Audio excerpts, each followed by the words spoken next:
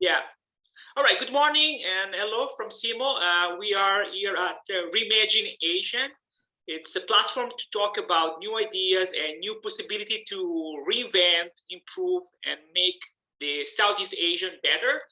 And we do this by, hosting interesting person, expert in different set of policy areas. And today we have Kamini Visvananthan, an expert on human rights and working at the crossroads between business interest and the protection of livelihoods and well-being of the people impacted by the same. So welcome, Kamini, and thanks for being with us. Thanks, Simo. Thanks for having me. Great. So let me first say a few words about Kamini. She's from Malaysia, based in Kuala Lumpur. So Kamini is a lawyer, so a litigation lawyer by profession, but she got involved into issue of compliance. And she's been the first human rights and social standards manager for RSPO, the Roundtable on Sustainable Palm Oil. So the major industry association representing, producer of palm oil.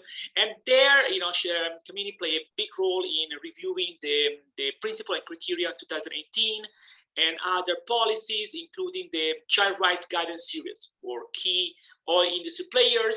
And she also been working on the RSPO policy on protection of human rights defender, among others. Since last year, Kamini has joined Insight Consultancy, where basically she's consulting, working always on human rights and protection of livelihoods and standards. So great. So let's start with this conversation. So Kamini, we just start from your journey, your path from a litigation lawyer to someone very involved in compliance industry and human rights. How did the change, the shift happen? Right. So that's a very interesting question. I think you make me go back and reflect as to how this happened in the first place. So I've always wanted to be a lawyer since I was a child. That was the ambition that I had, when everyone asked, what do you want to be when you grow up? So I guess that never changed. And when I went into practice, I was in practice for 7 years before leaving. And the focus of my work was very much related to employment and industrial relations in Malaysia, where I represented both employers as well as employees in unfair dismissal cases. And that was the bulk of work that I did. I also did some work with some of the national unions here in Malaysia, where we represented national unions. And I guess what drove me to sort of want to explore what's out there was that spark of idealism that I had, that, as a person who is aware, as a person who has come down this line of study, there's so much that you can do and to help people. And I questioned myself to see, am I being effective where I was at that point in time, and whether there are other ways to serve, without just, the traditional way of going to court and representing a claimant. So it really felt for me, I was at that crossroads where I thought, hey, if I don't do this now, I might not get a chance. And lo and behold, an opportunity came through the Roundtable of Sustainable Palm Oil, who at that point was looking for a social manager.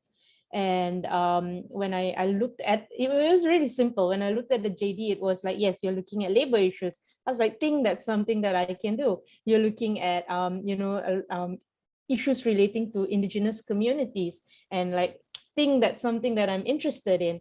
So I took the leap, and I joined the RSPO, and I think it's been quite a uphill, a tough learning curve, a tough but very interesting learning curve since then. And it's not stopped. The journey has not stopped. I've been exposed to various kinds of issues, both in Malaysia and outside of Malaysia. that involves people in general and how we are all affected by the businesses. And yeah, so I think that has been an ongoing journey for me, and it really hasn't stopped. Right, great, nice, interesting. So, I mean, let's now, focus a little bit about your experience on in the compliance issue in the oil palm industry, and then, we also, expand our focus and we cover other area. But, so maybe in briefly, which change did you see in terms of compliance? I think. Also, due to international pressure, the industry is stepping up its commitment. What is the status of play? Which improvements did you bring? You reviewing the RSPO principle. At the same time, there is always issues related to self-compliance, standard certifications. So it's there's a lot of discussion about it. So what's your understanding, and how do you think the sector is moving?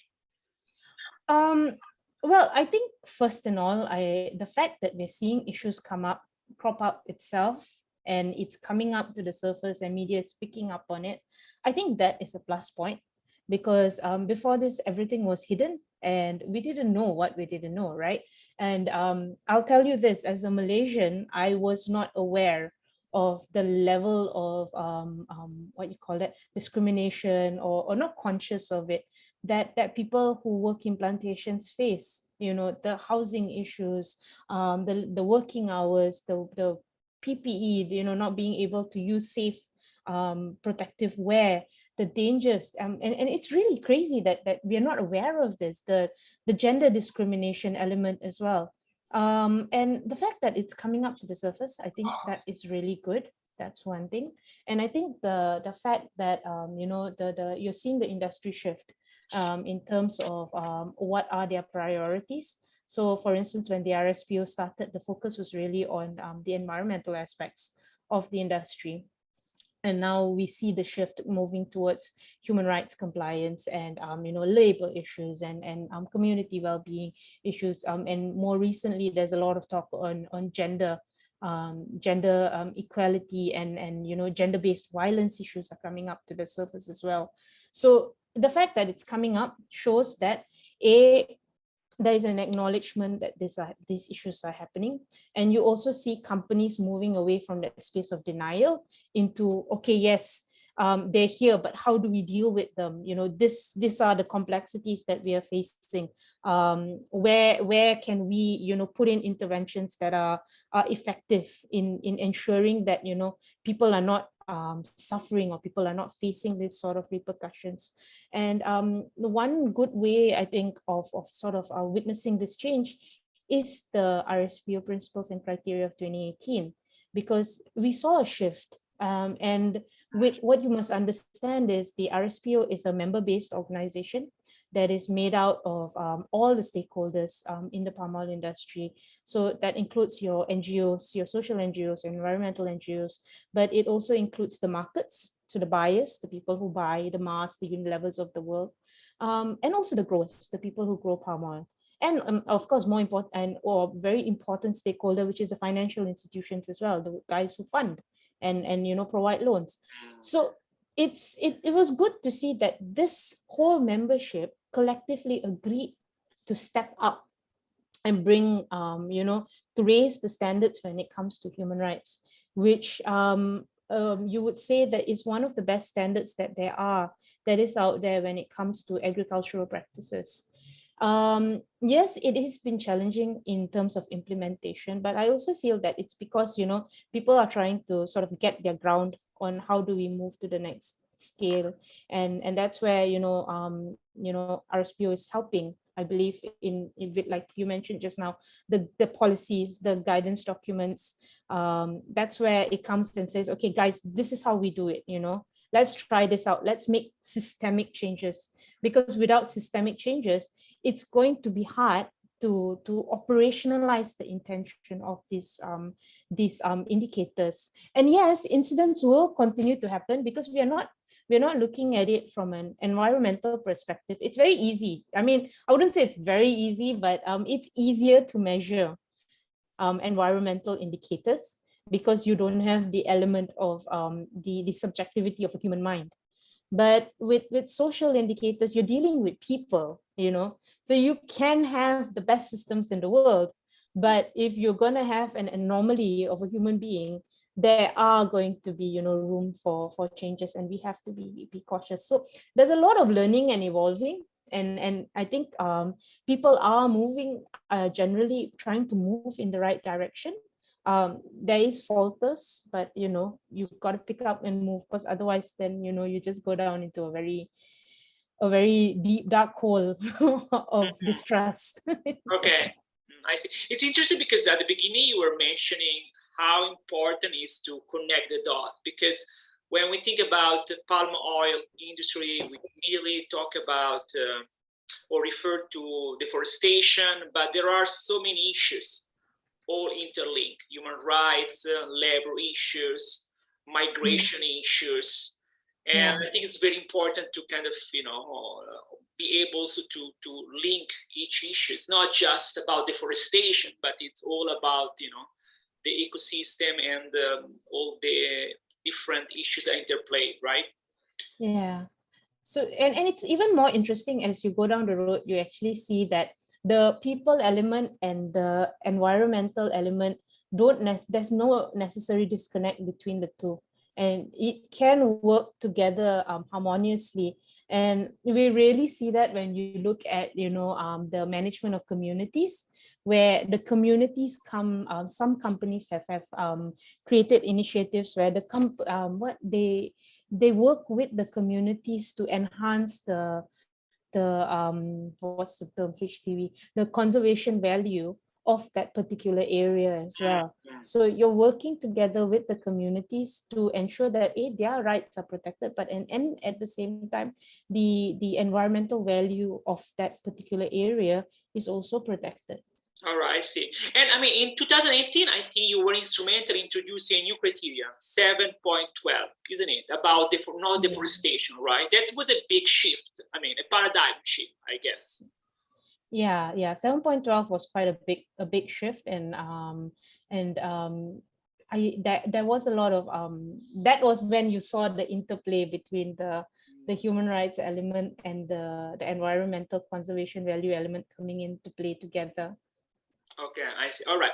Okay, now, I mean, let's moving about, regulation. I mean, I think the industry, the private sector and on the other hand, the government and civil societies are always, discussing about, a balance between self-regulation or voluntary regulation, and at the same time, mandatory regulation. And now we know how there is pressure at global level also for mandatory due diligence. I mean, recently, last week, the European Union introduced a new draft, the European Commission, a new draft of basically mandatory diligence to avoid deforestation. So very focused on the deforestation. And now, very soon, there will be a new draft, a new directive that will be focus on comprehensively all industries. It's about really due diligence, human rights due diligence in all sectors. So what's your understanding from your perspective? I mean, as a practitioner, as a lawyer, as someone who has been inside the industry, and now you are able to see also from different perspectives. I think without having seen the draft itself, but just generally knowing what the intentions is, I think there are a lot of advantages to this, because you are looking at a system where there is a demand. There's a demand that's being created, that there is a maintenance, that there is a safeguard, that people are protected, that there are environmental safeguards that are put in place as well. So I think that there's a lot of positives that can come out of this.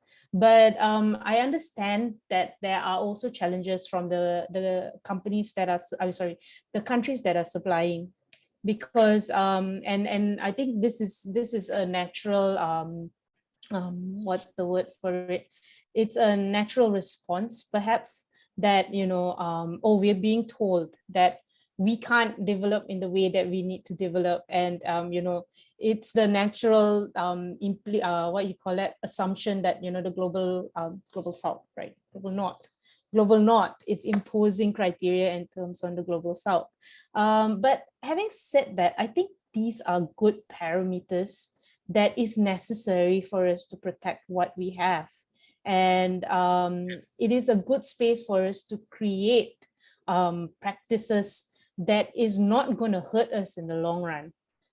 So it is an initial pain, and you need to work out the mechanics around it, and companies and countries will have to comply. I think this is something the UNGP has attempted to do in the past, but we never got that buy-in from the from the governments. And now that the governments are coming together and saying, hey, this needs to stop, the pressure will I think the pressure will create positive impacts in the long run.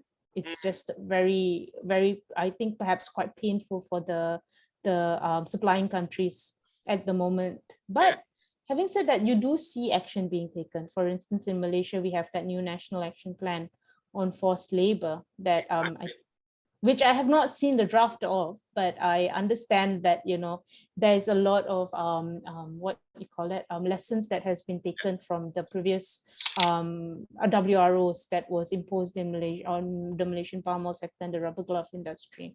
Yeah. So I think the push and the pressure is something that is pushing the countries to not just look at this on a surface level, but to perhaps address the real systemic issues that is affecting the workforce. So, I mean, the National Action Plan was launched yesterday, I think, or this week. Last week, a few days ago. Last week, yes. Right.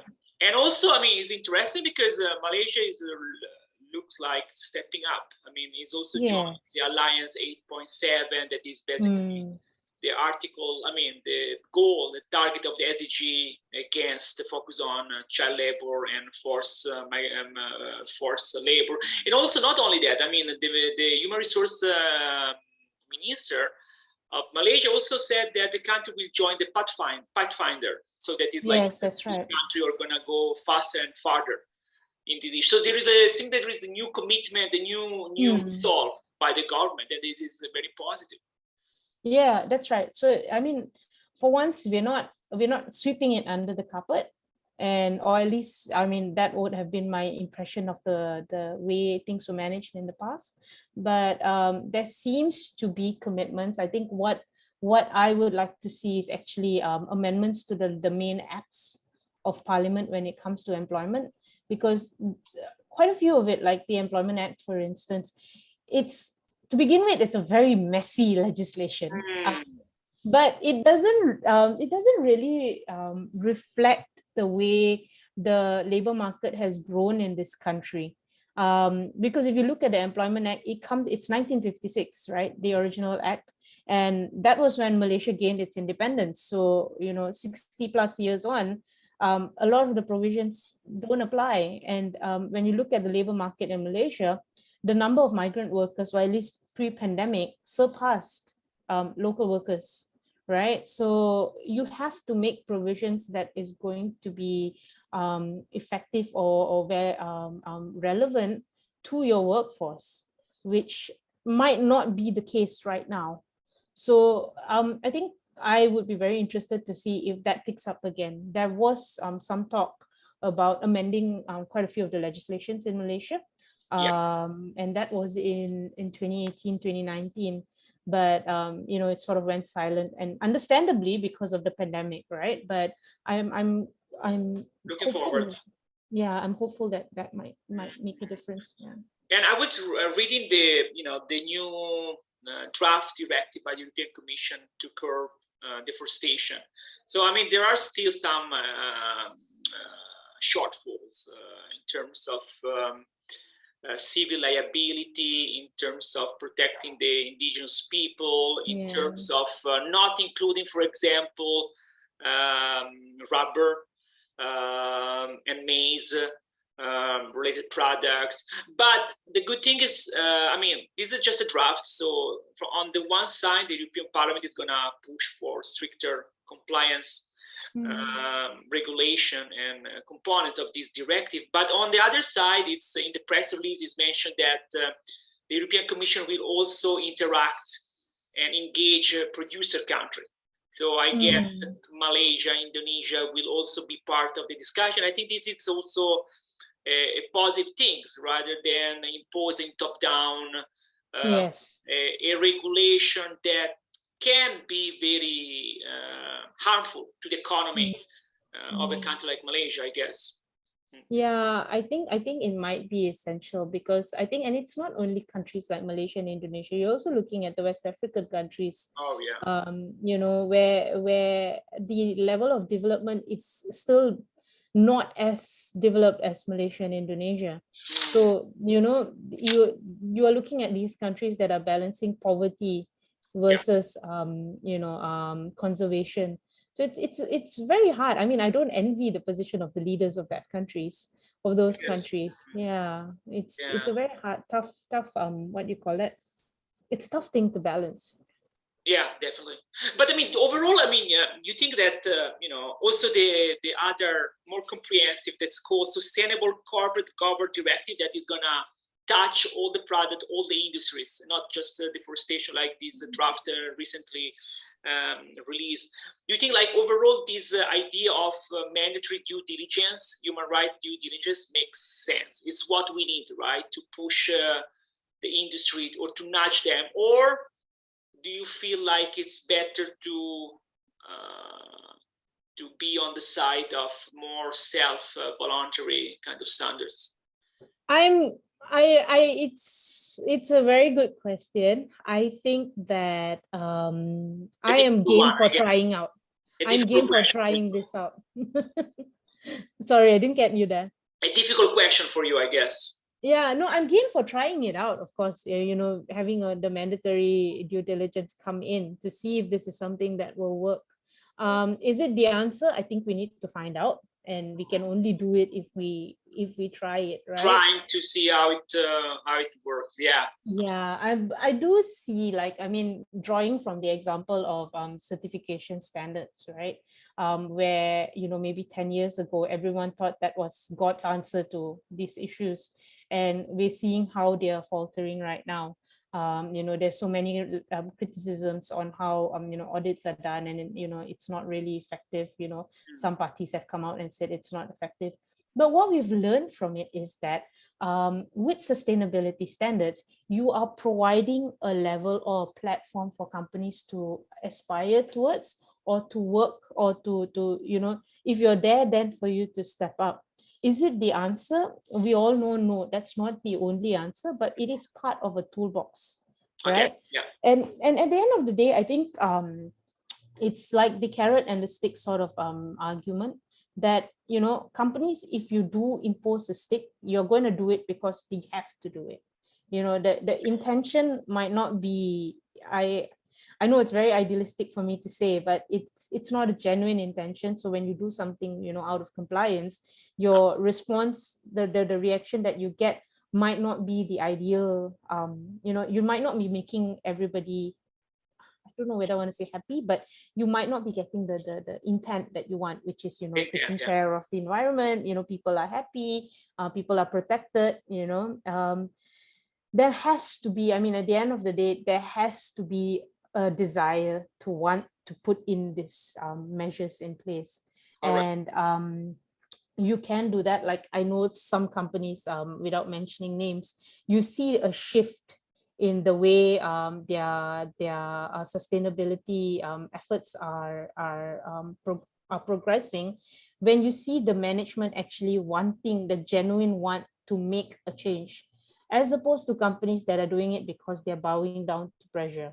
You know, they're forced to do it. Yeah. Yes, you can see the shift, and I don't know how to explain it, but when you do, and I have had experience where you go down to the ground and you speak to the people, right? And these are not doctored people where, you know, they're put there in place for you to speak to, and you can see that there's genuine, like, you know, gratefulness and happiness, like satisfaction of being part of that what you call it, part of that organization. So I really feel that it is it's a mind shift that needs to happen, that people need to move away from that compliance mentality to a, okay, let's do this because it's the right thing to do. And because it's the right thing to do, our businesses are going to benefit from it as well. All right. And yeah, I think there are companies that are genuinely making efforts. Yeah, and you can see the difference. Okay. All right, great. So, Kamini, let's also move on and slowly enlarging our discussion. I mean, we were talking before about connecting the dots. I mean, let's raise the issue of labor and migration, and I think that is an area that is quite relevant, quite important to you. And what are the links between labor issues, lack of respect of human rights in terms of labor, migration, and you know, the oil palm plant industry, but also beyond that? I mean, I think it starts at the very beginning of the journey itself, right? So you see a person who normally moves for the purpose of finding a source of living, they're already at a severely disadvantaged position, because, you know, there's a especially with people like who need to move because they cannot make a living where they are, right? So you are already in a space of disadvantage, and that disadvantage then is taken advantage of again and again and again. So I think it starts at the beginning of the migrant workers journey itself, where they are straddled with that even before they arrive in the country of destination. And again, that also the discrimination starts from there, because for instance, if I want to work in Dubai, where I'll earn the most money, and that's the most the place that everyone wants to go to, I have to pay this much of money, right, in terms of recruitment fees. And similarly, it happens depending on where, which country of destination that the person wants to go to. So you start out already with that, in an intention of trying to make money. And you see, by the time they get here, some of them, with errand agents, they come thinking that they're going to work in maybe F&B, and end up in a palm oil plantation in the middle of nowhere, somewhere in rural Malaysia. And it's a very disadvantageous situation to be in. And it's someone who is they have to heavily be reliant on their employer as well. Especially, I think this applies across the board, because when you do come here, you're all alone, and your closest connection to security is going to be the employer that you believe that you've come to work under, right? And they come here, they're straddled with that, they're all alone. And that's when you need to make sure that an employer that is actually a responsible one would provide the proper induction, would tell you where you're going to be, what kind of work, the agreements and how they end up where they are is very important. That entire journey, it needs to be facilitated by an employer. What the reports that we see, and the people that you've spoken to or read about, they come here thinking that they're going to be in one one sector, and they end up being in another sector. They come here thinking that they're going to earn this much of money, but at the end of the day, a great portion of it is gone towards the payment of debts, and it is probably 1 or 2 years before they actually start seeing the real income that they can then send home. Most of the money is sent home anyway, right? Which is great, because the value, well, I don't know what the value is right now. I think it's quite low, but in the past, the value was quite high in their home countries, and then they're able to, economically progress. You see some people who are very happy, and they live in Malaysia, and they continue to work with their employers for 10 years, 15 years, for instance. But you see people who are completely depressed, and there's no way out. And the reason why there's no way out is because the visa or the work permit, which gives the legitimacy to the person to stay in the country, is tied to the employer.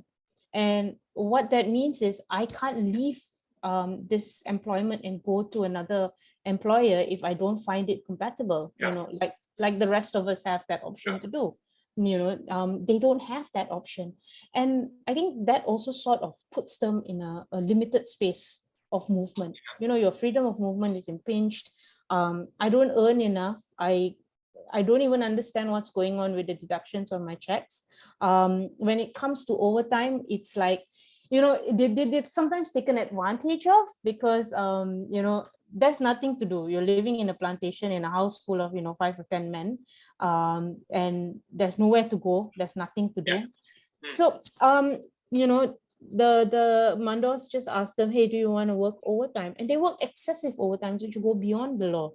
And, reports show that, these are not recorded in the books, right? But at the same time, these guys, when they work, they don't get the overtime requirements in accordance to the law. They get, lesser money because it's not recorded.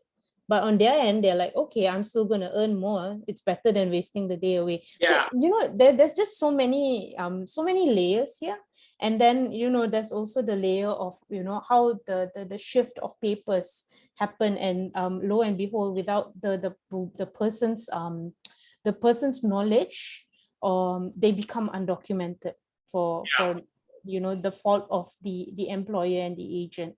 So there's like, it's you're put in a space where you're, every move that you make can affect your livelihood, can affect your chance to go home. It's just so precarious. Yeah. And I mean, let's not even talk about the kind of work that they're doing, right? Which is, that the 3D work, the T dangerous, what's the third one? I can't remember.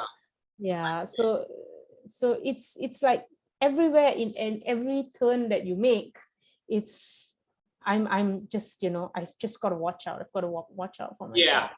And Kamini, it seems like many of the issues you're raising are going to be addressed by the implementation of this new action plan to eliminate forced labor, because Human Resource Minister Saravanan, and I'm quoting, said very clearly that many provision will be enforced in terms of allocation of accommodation before a migrant enter the country, in terms also of fair wage, and also create the establishment of e-wages, right? And then that basically will prevent, abuses. And also, it seems that there's going to be a sort of anonymously way to file a report, if the employer. Yes, I heard that. The app. That's right.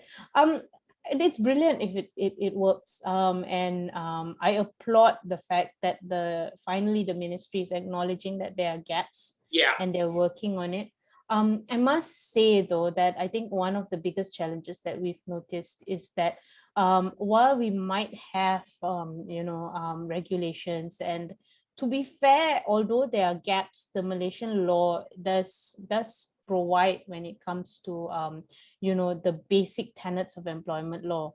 We have a minimum wage act, we have our national housing and housing plan, we have the employment act that looks into payment of wages and benefits, etc., etc. But why is this not materializing on the ground? It's because the enforcement isn't there. And there's the enforcement element, and there's also the lack of awareness with the Malaysian enforcement agencies. So I think that yes, it's a good starting point to look at the amendments and regulate, have actions that regulate. But the proof is in the pudding, isn't it? Yeah. When we can only see. I think that's what I would say. I welcome this. I'm very happy that this is happening, but we need to regulate. And also another thing is, what are we going to do with the number of undocumented people that live in this country? This is a political issue, I guess, right? Very political. Yeah, that's right. It's political, but you cannot deny the fact that there's so many undocumented people in this country, and they have been living here for I would say generations, especially if you're looking at Sabah. People have been living here for like 3 or 4 generations undocumented. So how are we going to deal with these issues? Yeah. And amnesty, it's very divisive issue. I mean, yeah, that's right. Mm-hmm. That's right, exactly. Yeah. All right, great. Yeah, so I mean, I think a lot will depend, as you said, on the implementation. So we need to wait and see. Hopefully, the momentum will be kept. Yeah. And there is also this issue that it's technically difficult to understand about the access or lack of access to remedy. I mean, the fact that now there's going to be an electronic system might work, might not work, might be complicated. But I mean, it's a big issue, the fact that there is no formal channels, right? And also in terms of trafficking, I mean, we should not forget that the State Department still includes Malaysia as a Tier 3 country that is not doing enough to prevent and combat. I mean, reading the latest world trafficking report issued by the State Department, I mean, the department recognize some improvements from Malaysia in terms of procedures, in terms of engaging more with the civil society, but there is not enough work done in terms of prosecution, investigation. So there is still quite a lot of stuff to be done in terms of providing real remedy, right? Yeah, I think it's two things I think that you bring up. One is access to remedy, and I'll be honest with you, access to remedy is very difficult to comprehend even by Malaysians themselves. Not many know about the industrial court and what it does. Not many know that if I have an issue with if I'm not getting paid my allowances or my commissions, I take it to the labor court. I don't bring it straight to the civil courts. People don't know that, right? You will need to consult a lawyer, and I'll tell you this, even some lawyers don't know that unless you're familiar with the employment practices in this country. And now we take it down to a migrant worker, a person who is alone, a person who probably does not, the only point of contact will be their migrant, the leaders. So the migrant community have sort of built a community amongst themselves. And if you have access to these communities and some of the embassies, that's great, because they sort of provide the advice that you need, when you need it and how you need it. But for those who don't, and I think people who live in the rural places which are inaccessible, you might not get information like this to be able to claim your right. That's one thing. So even having apps like this, right? Like what was the work for work? I can't remember what's the app that the Malaysian government is introducing. It's great, but I don't know this, so it's hard for me to comment. Is it accessible in terms of the language? Is it accessible in terms of user friendliness? Is it easy enough for me to just respond on SMS to tell you what my issue is? Exactly. And is it SMS? Is it internet? Not everybody has access to data. Not everyone has the access to facilities, especially in rural areas. You're not going to get internet so easily. What else can you say? How do I comprehend? Does it fall within the purview of the laws? What I'm complaining about. If I'm saying that I want to leave my employer, but I'm a migrant worker, then I do what? Next thing I need to do is be sent back to my country, because I can't change my visa, right? So the synchronicity of the amendments need to correlate to the issues that migrant workers face, because a lot of it are not easily dealt with the current systems that we have. Yeah. So in Malaysia, for instance, the industrial court only looks at cases of unfair dismissal and retrenchment. And when you look at unfair dismissal, there are two things that needs to be proven by the employer, and unfortunately not the employee. One is that there was just cause for dismissal. And the second thing was that the termination was justified given the circumstances. How would a migrant worker know how to go and access that industrial courts, which is only available in the bigger states in Malaysia? So for instance, like in the peninsula, you probably have 1, 2, 3, 4, about four industrial courts. Yes, so one in Kuala Lumpur, one in Penang, Ipoh, and Johor. And this is all at one side of the more developed area in Malaysia, you know. Then so you have how Sabah and Sarawak, yeah, and they only have 60 days to do that, you know, like where do I find this information? Right? So we need to change the legislation, basically. I mean, there is a lot I think it needs to be accessible. That's what I think needs to happen. You need to make it accessible. You need to make information known to people. Maybe also you need to look at how we can empower the NGOs to work together with you know, the impacted communities. NGOs are very disempowered in this country. And you know, the ones that I've had the opportunity to engage with tell me that, you know, most of their funding comes from you know, overseas, and it's very hard to engage with the governments, right? So I mean, I think this is something that the National Action Plan is looking at as well, engagement. So there is a big potential to improve the coordination work between the government and the civil society, right? There's still a lot of work to be done. A lot to be done, that's right. Like if I were to compare with the activity that the NGOs in Indonesia does in comparison to Malaysia, you will see how the NGOs in Indonesia are very much engaged. They are very much empowered to have their voices heard.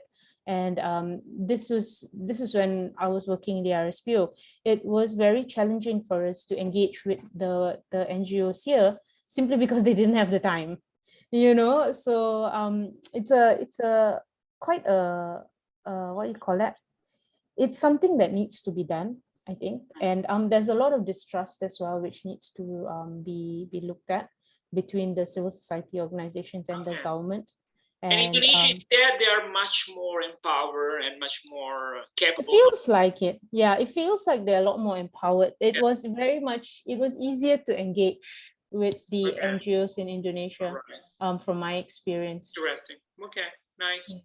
Okay, interesting. All right, so great. Now, I mean, Kamini, maybe we can explore some of other area of your interest. You also been recently involved in the field of peatlands, right? You've been starting also to look at the aspect of the importance of the ecosystem and how often the peatland itself is being exploited and devastated. I think so I got an opportunity to be part of this initiative called the People for Peat initiative, and it is a very interesting thing for me because I feel that you can't look at people and the planet in isolation. We need to work together, or we need to bring these two initiatives together. That's something that's always been of interest to me. So when this came along and I was asked if I could be part of the panel of experts to focus on the social aspect of this project, I jumped on the ball and said yes, of course. This is such a wonderful project. So what People for Peat does is that they work with communities, with local businesses to look at an effective and eco-friendly way to produce and to have their businesses on peatlands. So it's very eco-friendly, and it works making sure that the peatlands are protected whilst being able to gain an income from it. So what I do really is I don't look into the technical aspects or the environmental aspects when it comes to the peat, but really more of the social elements of the businesses to sort of guide them along in their business plans and how they operationalize their businesses, whilst, you know, being conscious of the social elements that will affect their businesses either right now or in the long run. All right, great. Okay, nice. And what about your, future plan priorities, professionally speaking, also with Insight Consultancies? What are you looking forward to working? What are your aim and projects? So right now, once leaving the RSPO, I thought what was very important for me was to gain experience and to look at, things outside of the space of standards development, because standards are very important and certification systems are good. But there needs to be other efforts, and I was very keen to sort of understand the not just the palm oil industry, but the whole human rights aspect in Yes. agricultural and manufacturing commodities more comprehensively. So since then, I've been working on quite a few interesting projects. There's one project that I am working together with MBOD on, which looks into a research where we're looking at the possibility of introducing alternative dispute resolution mechanisms for migrant workers in Malaysia. And that's something that's near completion. With insight, Alternative means like informal, from the bottom up. Yes, it's an informal mechanism. That's right. According to the UN guidance principle, right? I think yes, the UN guidance that's right. spoke a lot. Yeah. Yeah, that's right. So it's in accordance with the guidance principle, and it's looking at providing a facility to workers to use as an alternative to state-based mechanisms. So that's a feasibility study on whether that is something that can be done in Malaysia or not. Other things that I'm working on, which I think is very interesting, is capacity building and awareness raising on human rights issues, especially in companies and in business sectors. And what we do at Insight is we come up with training material and capacity building material for companies on human rights related issues. And I think this is very important, because when you look at human rights, it's a very complicated issue, right? And everybody needs to know about this. This is not something that just the sustainability department needs to know in your company. It needs to everyone needs to be aware of what their rights are and how their operations are impacting the people around them. So what we do at Insight is we take this complex topic and we break it down into simple materials that can be then used by companies. Actionable. Yeah, so we do it both. We provide materials which are both online, and if companies want, we can even do training, physical trainings as well.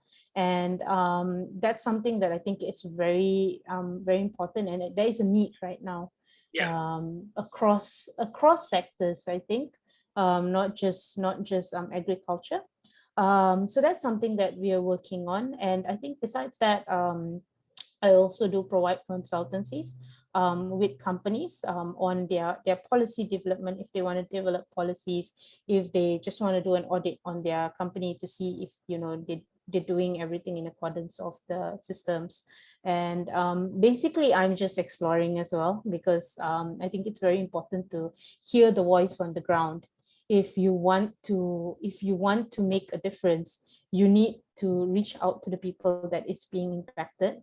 And I feel that, like you said just now, Simo, the bottom up input is very important, and we need to bring that to the table, to the conversation, because everyone's having a high level discussion about workers, but are the workers being consulted? Are the workers being asked, what's important to you? And you would be surprised that, sometimes when you do speak to people, like, the needs are very simple, and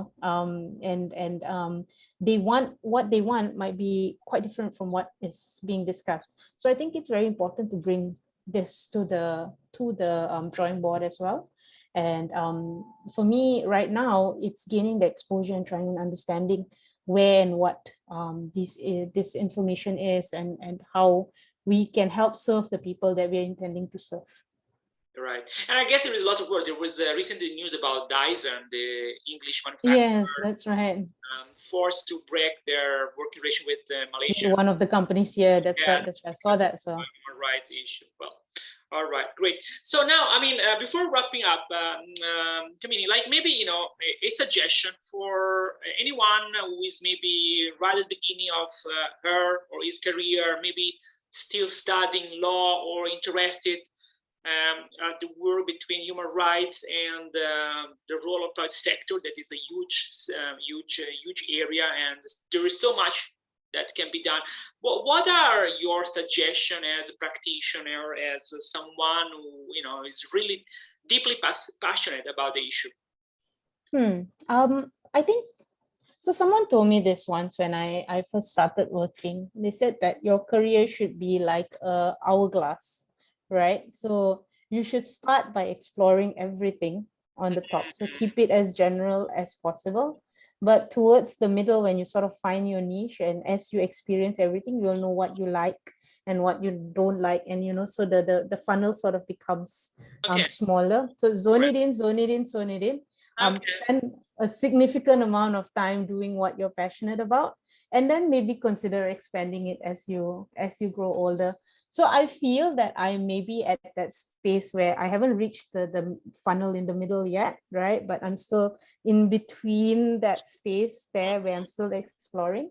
And I think that that has been very good advice, because whilst I did start out in general practice, I knew immediately that, you know, corporate law wasn't the thing for me at all. I was like, oh my God, documents, no, I can't do it.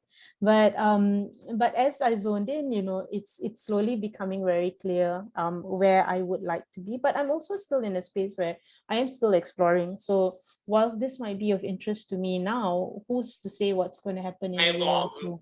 Yeah, so allow the evolution to take place, you know, allow yourself, don't set your mind like contrary. Everyone says set your goal and go for it. Yes, do have ambitions, but allow flexibility to take place. Nice. This is very nice. I never heard this advice, this method. Nice, interesting. All right, nice.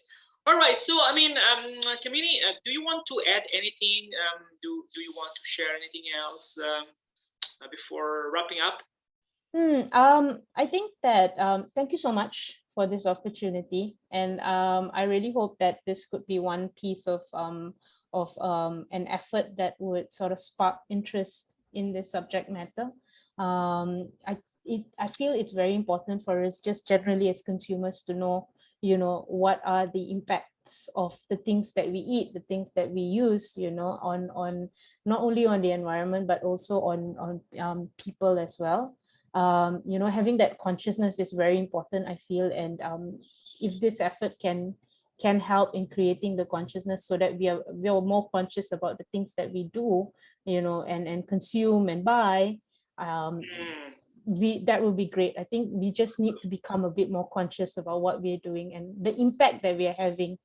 I'm glad you read this, because it's not really about a job description. It's a collective responsibility, right? Yes, challenges. We are all responsible for this. It's not just the big bad conglomerates. Absolutely. It's about personal responsibility, accountability, leadership. I mean, we need to change behaviors. We need to step up as a person, as a citizen, I guess, as a professional. Yeah, and be conscious of how much we are consuming, you know.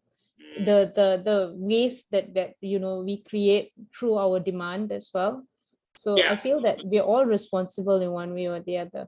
Yeah, and that's why I mean I often talk about you know, the SDG that are so high level, so broad, but also how we can localize.